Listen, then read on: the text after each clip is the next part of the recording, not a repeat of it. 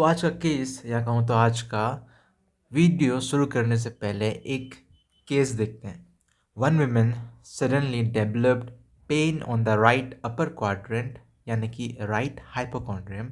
Pen was radiating with vomiting. Radiating मतलब pain यहाँ में हो रहा है तो वो दूसरी जगह में भी फैल रहा है। Okay, this is called the radiating with vomiting. Okay, what can it be? Women ate pakoras and meat one day back in large quantity। तो ये एक केस है विमेन का जिसको पेन हुआ सडनली राइट अपर क्वाड्रेंट में। तो क्या हो सकता है विमेन को?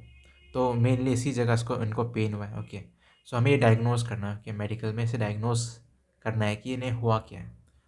तो उसको जानने से पहले हम आज का वीडियो के बारे में पढ़ते हैं। तो आज का वीडियो है कोलियोसिस्टिस के बारे में। कोलियोसिस्टिस मतलब इन्फ्लेमेशन ऑफ गाल ब्लैडर। गाल ब्लैडर का जो मेम्ब्रेन है उसका इन्फ्लेमेशन को हम लोग बोलते हैं cholecystitis. So it is has been divided into two parts, that is acute and chronic cholecystitis. acute and the chronic cholecystitis. Now we'll talk about the acute cholecystitis. So characteristic क्या है? जैसे कि इस वुमेन को हो रहा था sudden sharp pain in the upper right side of your tummy. Okay, जिसे हम बोलते हैं right hypochondrium. Okay, referred to inferior angle of right scapula and tip of the right shoulder, vomiting and the fever plus ये सब symptom. Okay, pen in the right upper quadrant, जैसे कि यहाँ इसको पेन हो रहा है, और नोशिया एंड वॉमिटिंग। नोशिया मतलब किसी को अगर वॉमिटिंग नहीं आया है पर उसके पहले उसे फील हो कि उसे वॉमिटिंग आ रहा है, उसे हम कहते हैं नोशिया।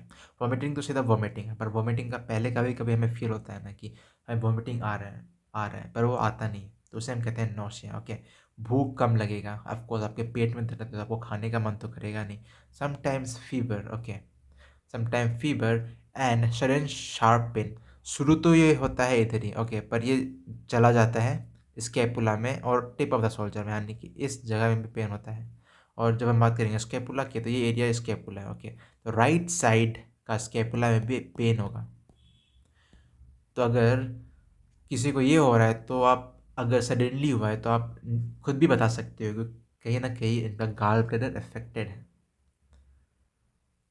एंड इसे चेक करने का तरीका भी होता है जो डॉक्टर्स करते हैं मेनली इस तरह से, जिसे हम मर्फी साइन कहते हैं। ओके, सो जब पेशेंट को बोला जाएगा कि आप डीप ब्रेथ यानी कि सांस अंदर लीजिए, और जब डॉक्टर उस पेशेंट के पेट में उस जगह में जहाँ पेन हो रहा है वो अपना हाथ को, कुछ तरीका होता है रखने का, उस तरह से रखेंगे, अगर तब आपको पेन हुआ तो कहीं ना कहीं वो गाल ब्लैडर से रिलेटेड है। क्योंकि पिछले वीडियो में हमने अपने एब्डोमेन को कंपार्टमेंट्स में डिवाइड किया था। उस कंपार्टमेंट में राइट हाइपोकॉन्ड्रियम में कौन सा ऑर्गन था? उस कंपार्टमेंट में राइट हाइपोकॉन्ड्रियम में था liver and the gall bladder. Okay, so कहीं ना कहीं अगर आपको इस जगह में पेन हो रहा है तो आपको आपका लीवर या गाल ब्लैडर अफेक्टेड हो सकता है। So now let's move on to the other things. Symptoms of cholecystitis can be aggravated by eating what? Taking fatty meals।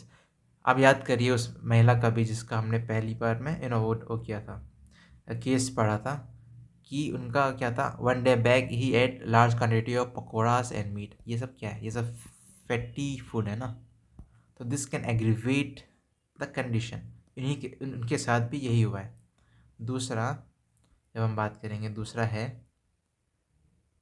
गाल bladder contracts power bile into duodenum. Okay, so gall bladder का mainly काम क्या होता है? Bile को duodenum में, intestine में देना ताकि वो फैट डाइजेस्ट कर पाए। Okay, and it is been induced by cholecystokinin, एक हार्मोन होता है। ओके, वो होता है, so which reach the gall bladder and through blood and stimulates the contraction. और कॉन्ट्रैक्शन होने के कारण ये जो इसका जो इंजाइम होता है बाइल, वो जाके ड्यूडेनम में रिलीज होता है।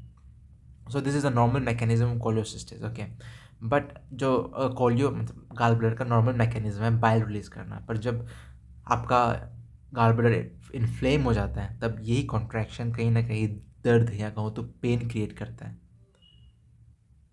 So now What is chronic cholecystitis? It is mainly seen in the women which is in 40s, okay, जो 40 साल में है और थोड़ा फैट है और कहीं ना कहीं फर्टाइल है और बहुत गैस बनता है इनको, ओके। तो अगर आपके घर में भी कोई ऐसी हैं जिनको बहुत गैस और बहुत मोटी हैं, तो कहीं न कहीं बहुत ज़्यादा चांस है कि इनको कोलेसिस्टिस या कहूँ तो गाल ब्लैडर में स्टोन होने का बहुत ज़्यादा चांस रहता है। तो जो हमारा केस था, देखिए, इनका भी यही था कि one woman suddenly develop right upper quadrant pain, okay. अचानक से उनके इस राइट अप हाइपोकॉन्ड्रियम में पेन स्टार्ट हुआ which was radiating and vomiting, okay. And उन्होंने फैटी मील्स भी खाए थे, जिस कारण उनका पेन और एग्रीवेट हो गया। So this is the case of cholecystitis, okay. ये कहीं न कहीं आपके घर में भी हो सकता है। इसलिए ये जानना ज़रूरी है कि जब भी हम खाना खाएँ तो चीज़ का हमेशा ध्यान रखें कि फैट चीज़ हमें हमेशा अवॉइड करना चाहिए। तो यही था आज के वीडियो में about the chronic cholecystitis and the chronic and acute cholecystitis. होता क्या है? Is the inflammation of the gall bladder. Mainly किनको हो सकता है? जो महिलाएँ, पुरुष को भी हो सकता है, ओके, जो मोटे हैं, ओके, जो ज़्यादा खाने का ध्यान नहीं रखते, जो ज़्यादा खाते हैं। लेकिन ऐसा देखा गया है कि लोग जो पतले होते हैं उनमें भी ये इनका प्रॉब्लम होता है, okay. So it's not about the body weight only, so there are many things like genetics also. But ये लोग ज़्यादा हाईली यू नो इनका चांस होता है ये होने का, स्टोन होने का, पथरी होने का, जिसे हम कहते हैं। सो this is the features and the case, okay, of the patient. I hope you could relate with this. अब अगर आपके घर में कभी कुछ हुआ हो, क्योंकि मेरे घर में ऐसा हुआ था एंड आई कुड रिलेट कि ऐसा ही होता है, okay. So that was the video of the कोलियोसिस्टिस।